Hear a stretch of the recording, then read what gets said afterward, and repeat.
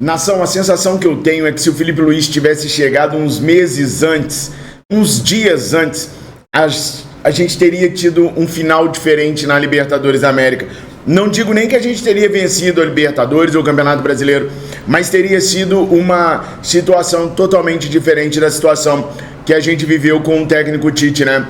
A equipe do Flamengo nas mãos do Felipe Luiz é uma equipe totalmente diferente, é uma equipe alto astral. E eu fico observando as redes sociais e eu vejo muita gente falando: o Felipe é o fato novo. Não, não é o fato novo, não. O fato novo é quando você tem um time ali que tá todo mundo correndo, tá todo mundo indo atrás do gol apenas.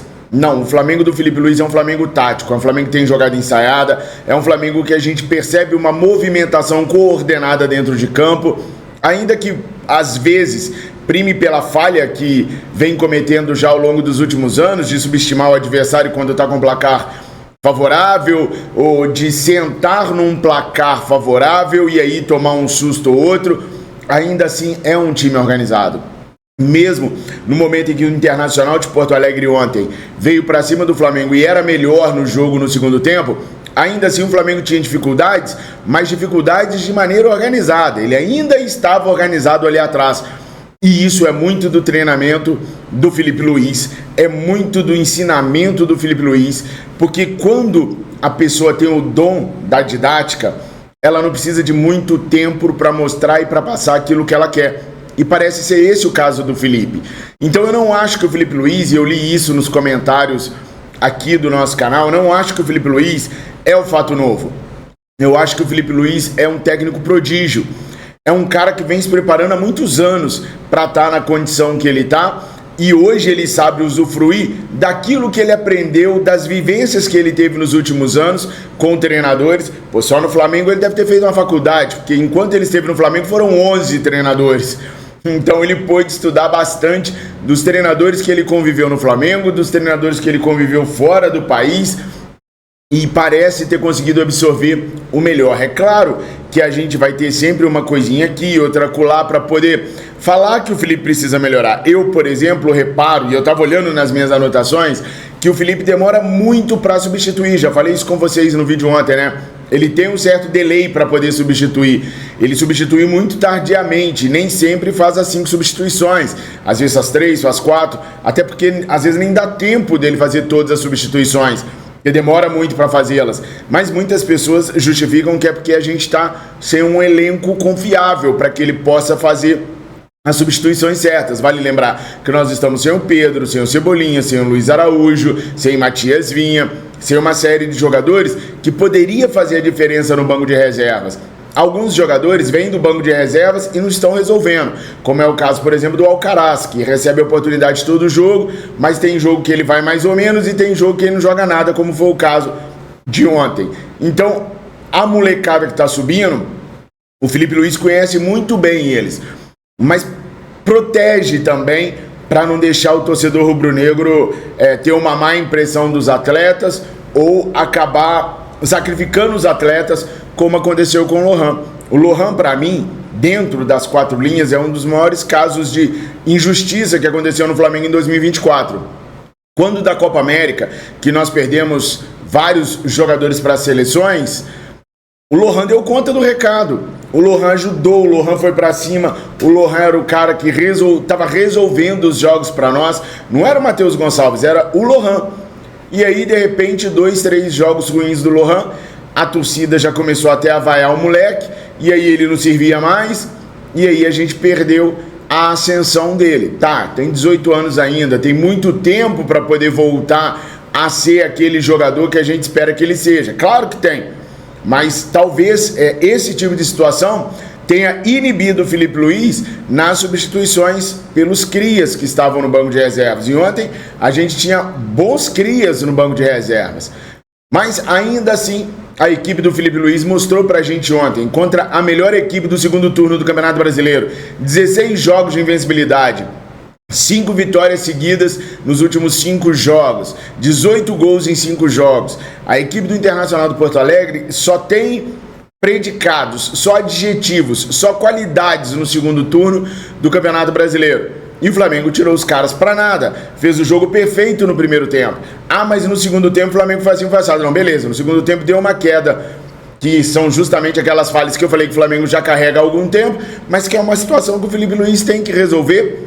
Ele já identificou, pelo que ele falou na coletiva de imprensa, e ele vai resolver. O primeiro tempo é o que a gente tem que ver como o que esse time desfalcado pode fazer contra o melhor time do Campeonato Brasileiro no segundo turno. O time todo desfalcado dessas peças fundamentais que eu acabei de falar para vocês, foi lá e aplicou um sonoro 3-0 nos caras. E é como o Felipe Luiz falou, não é normal, não é porque a gente é Flamengo, tá no Maracanã, 56 mil pessoas, que é normal, não é normal. O que o Flamengo fez foi um baita jogo perfeito. E é esse jogo perfeito que o Felipe Luiz e nós todos miramos para 2025. Vocês sabem que 2025 é logo ali. Só para vocês terem uma ideia, daqui a exatos 2 meses, nós vamos estar em Belém do Pará, jogando contra a equipe, muito provavelmente, do Botafogo, a Super Taça a Supercopa do Brasil, né? Então, só para vocês terem uma ideia, nem saímos de férias ainda, mas daqui a 2 meses a gente já tem esse primeiro confronto.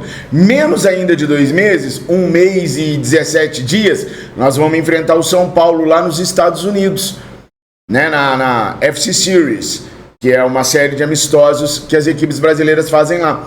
Então, tá tudo muito perto, tá tudo muito rápido de acontecer. Esse jogo agora, contra o Criciúma, o Felipe Luiz planeja poupar o Gabriel Barbosa, o Gabigol.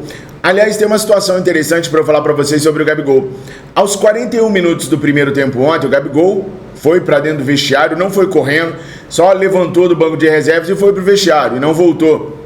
Os repórteres de campo que estavam cobrindo a partida perguntaram para a comissão técnica do Felipe Luiz por que ele foi, se ele já estava aquecendo para entrar, alguma coisa, e os caras falaram, não, nem tinha percebido que ele saiu. Isso criou um certo burburinho, indisciplina do Gabriel, está insatisfeito, e nesse momento o Flamengo já ganhava de 3-0. Depois ele voltou, junto com a equipe, para o segundo tempo normalmente, e lá pelas tantas ele acabou entrando em campo. Mas a ideia do Felipe Luiz agora é de preservar o Gabriel Barbosa desse jogo contra o Criciúma. E aí ele tem 2 maneiras de fazer isso. E ele está estudando o que vai fazer. A primeira, leva o Gabriel e mantém ele no banco de reservas. Não leva o Gabriel. Por que tem que preservar? Porque o Gabriel está com 2 cartões amarelos. Se ele toma o 3º cartão amarelo, ele não joga contra o Vitória. E daí? O importante é o Flamengo, não é? Para os dirigentes, nem sempre. Acontece que essa diretoria está planejando uma baita festa e espera arrecadar com a despedida do Gabriel. Não é só um caso de um jogador que fez muito pelo clube e está se despedindo. Não, essa diretoria não dá ponto sem nó. Os caras querem, acertadamente, ganhar uma grana em cima dessa parada da despedida do Gabriel. E se ele tomar o cartão amarelo contra o Criciúma, ele não faz o jogo de despedida. O último jogo dele contra o Vitória, que aliás, o Vitória ontem deu uma mãozaça para nós, quando venceu o Fortaleza e entregou ao Flamengo a 3ª colocação. Você é favorável ou não é favorável a poupar o Gabriel do jogo lá em Santa Catarina? Tem muita gente pedindo para o Flamengo entregar esse jogo, mas gente, vai ser difícil demais perder para o Criciúma. O Criciúma perdeu de 4-2 para o Corinthians, depois está ganhando de 2-0. Então vai ser muito difícil entregar esse jogo lá em Criciúma. Bom, pelo menos o Flamengo terá a desculpa de não ter o Gerson, que levou o 3º cartão amarelo, e nem o Nicolás de la Cruz. Então esses 2 jogadores de meio de campo do Flamengo, o Flamengo não terá em Santa Catarina, porque eles vão cumprir suspensão. O Felipe Luiz também quer recuperar o Alan, mas aí eu acho que já é uma missão além dos poderes do Felipe Luiz. A 36ª rodada terminou com o Botafogo na primeira colocação com 73 pontos e o John Textor fazendo declaração de amores para o Flamengo. Perguntando à repórter que estava o entrevistando quem ganhou de Flamengo e Internacional, a repórter respondeu para o John Textor, Flamengo. E aí o John Textor comemora, sorri, I love it, Flamengo, eu amo o Flamengo. Porque o Inter ainda ameaçava, ainda que de maneira bem pequena, o título brasileiro do Botafogo. E o Inter com a derrota vai ficar na fila por mais trocentos anos aí. O Internacional de Porto Alegre não ganha um título brasileiro, acho que desde quando meu pai era pequeno. Faz tempo, acho que desde 74 que o Internacional de Porto Alegre não vence o Campeonato Brasileiro.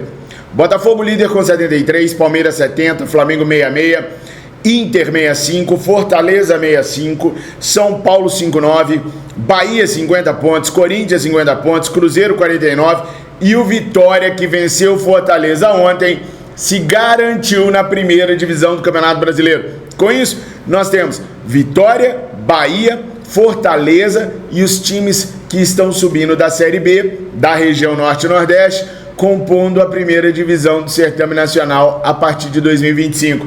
Nunca antes se viu um campeonato brasileiro de 20 clubes com tantos representantes lá daquela parte de cima do Brasil que eu tanto amo, que eu vivi por tantos anos e tenho uma paixão tão grande.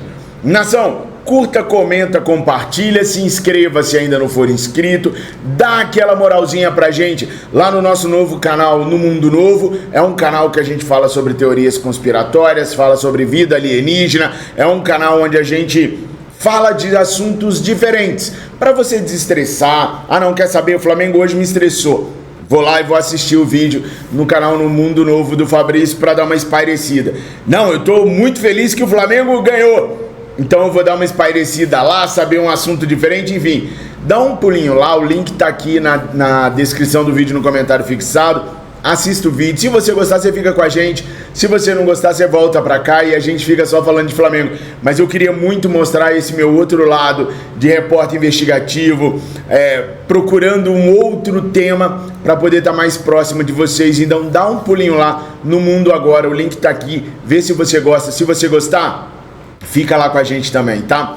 Bom, mas o Alexandro, que para mim é um dos melhores laterais esquerdos da América do Sul, assim, disparado, um gênio da lateral esquerda, deu declarações no pós-jogo sobre o Gabriel e também sobre o time do Flamengo. Espia só. Nós vamos fazer o nosso trabalho sem pensar nos outros, vamos pensar de fazer o nosso melhor, vamos lá para vencer o jogo, assim como sempre foi feito. Para mim, eu tive essa experiência recentemente na Juventus. Tenho certeza que na cabeça do Gabriel aí tá passando muitas coisas. E é normal. É normal. É um jogador que fez a sua história, tem sua história que nunca vai ser esquecido. E merece ter uma linda despedida, merece ter uma linda festa. Eu tenho certeza que ele pode contar com todos os companheiros e também com a nação rubro-negra. Muitas coisas que acontecem dentro do campo que muitas vezes os jogadores não podem fazer nada.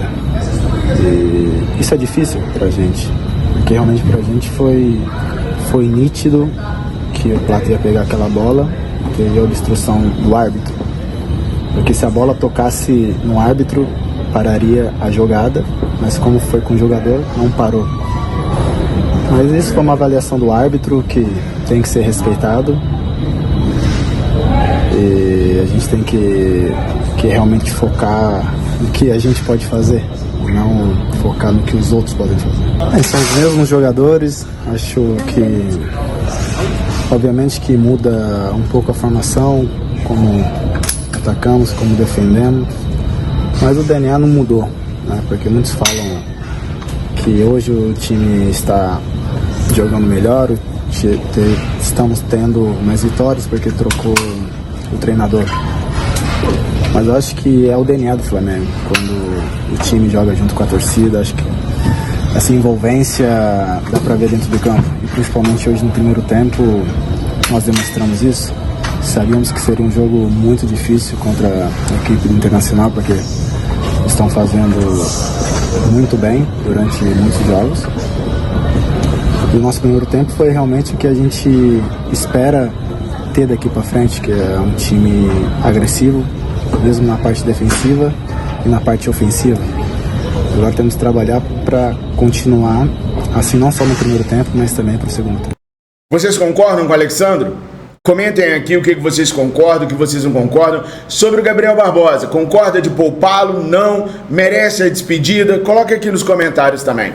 Agora, o Rossi, ontem ele foi culpado ou colocaram a culpa dos 2 gols do Internacional de Porto Alegre no Rossi. Eu mesmo achei que no primeiro gol ele estava com uma preguiça de ir na bola, mas enfim, começou-se a discutir nas redes sociais que o Rossi não pode ser o goleiro do Flamengo para a temporada 2025, que ele é um bom reserva para um goleiro que venha que seja de defesas difíceis. Muitos dizem que o Rossi não pega a bola fácil, a bola difícil, ele só pega a bola fácil.